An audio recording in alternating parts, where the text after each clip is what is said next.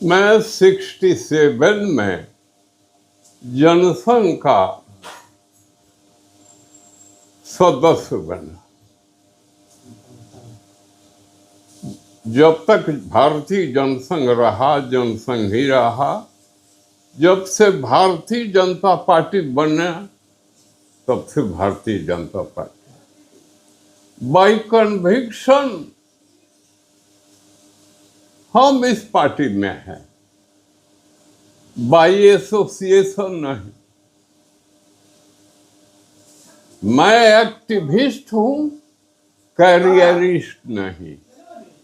Career बनाने के लिए राजनीति में नहीं आया। आज हर पार्टी में कैरियरिस्ट है लोग, कैरियर चमकाने के लिए। इस वजह से मैं पार्टी के किसी महत्वपूर्ण पोस्ट पर नहीं, लेकिन बीजेपी का मुख्यमंत्री बना। 1951 में जनसंघ बना था, उसी का नया अवतार बीजेपी है। 1980 में बना, आज 2026 है। 2026 15 अप्रैल को भाजपा के लिए ऐतिहासिक दिन है कि उसका कोई मेंबर बिहार का मुख्यमंत्री बना। मैं इसको लेकर के गया उनको बधाई देने के लिए, आशीर्वाद देने के लिए, क्योंकि मैं 92 बरस का हूं। इतनी उम्र का बिहार में बहुत कम लोग राजनीति में होंगे। भाजपा में तो शायद लोग नहीं होंगे। तो मैं अपने को रोक नहीं पाया। किस लड़के को चल करके बधाई दिया जाए, आशीर्वाद दिया जाए, लेकिन आशीर्वाद किसके लिए कि तुम मुख्यमंत्री के कुर्सी पर बैठ करके कुर्सी का बोझ मत बनो, बल्कि ऐसा मुख्यमंत्री बनो जिसके विषय में जॉन पेल्बी अमेरिका का बहुत बड़ा पब्लिक एडमिनिस्ट्रेशन का पंडित माना जाता था। पंडित जवाहरलाल नेहरू भारत का स्टेट राज्यों का प्रशासन कैसे चलता है 1956 में बुलाया था भारत। उसी क्रम में वो बिहार में आए और बिहार में आकर के बिहार का जो एडमिनिस्ट्रेशन देखा, वो लिखा कि the administration of Bihar is the most efficient administration in whole of India. संपूर्ण भारत में बिहार का प्रशासन सबसे बढ़िया है। और वही कारण है कि 1961 में जब प्रथम पंचवर्षीय योजना का रिपोर्ट आया तो दूसरे स्थान पर था। वो मुख्यमंत्री डॉक्टर श्रीकृष्ण सिंह थे।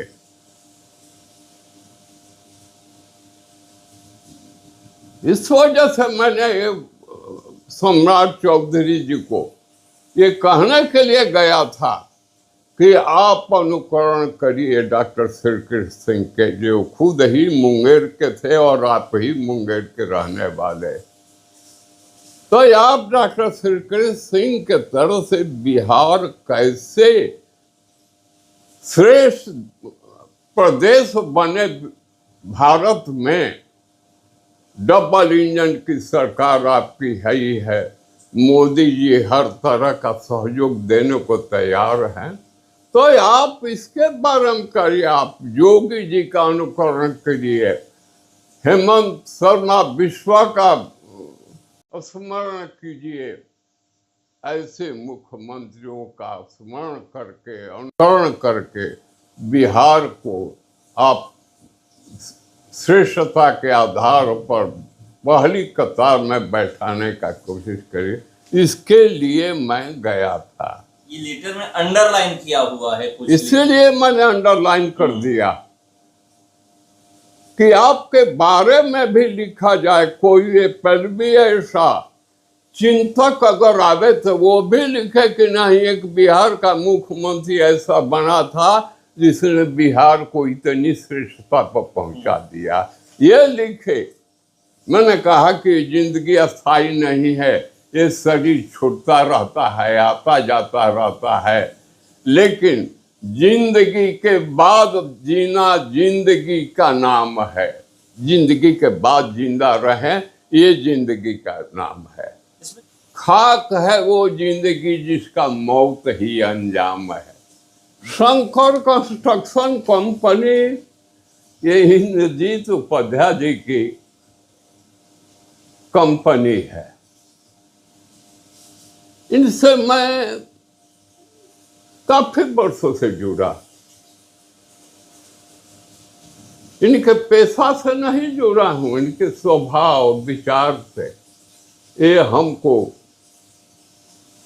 हमारे अपने पुत्र नहीं है, लेकिन पुत्र से कहीं अधिक हमारी देखभाल ये सब करते रहते। इस वजह से मैं स्वाभाविक रूप से भावनात्मक रूप से जुड़ा।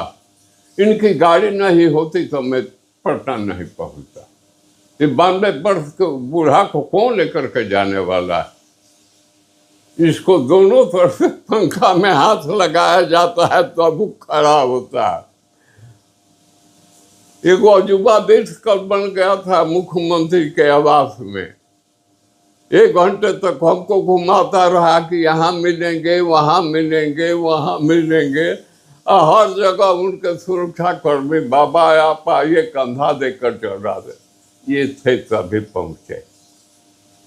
इस वजह से गए। हमारी समझ से इनके कंस्ट्रक्शन कंपनी के साथ कोरोना काल में अन्याय हुआ। जब ये अपने पुत्र के साथ क्वारंटाइन कर दिए गए थे। एक मीडियम साइज के ये ठेकेदार है, 8 डिवीजन में 20 से अधिक जगहों पर इनके काम चल रहे हैं। वहाँ करोड़ों रुपए का मटेरियल पड़ा था, काम रोक दिया गया, स्टाफ को क्वारंटाइन कर दिया, इनके परिवार को क्वारंटाइन कर दिया गया। इनको बिल्कुल ऐसे महीनों तक रोका गया। अब इनका 4 करोड़ रुपए का है कि हमारा नुकसान हुआ है। ये गरीब का 4 करोड़ क्यों चला गया? जबकि सरकार ने कहा है कि क्वारंटाइन में जो विक्टिम होंगे उनको सरकार मदद करेगी, लेकिन कोई मदद नहीं।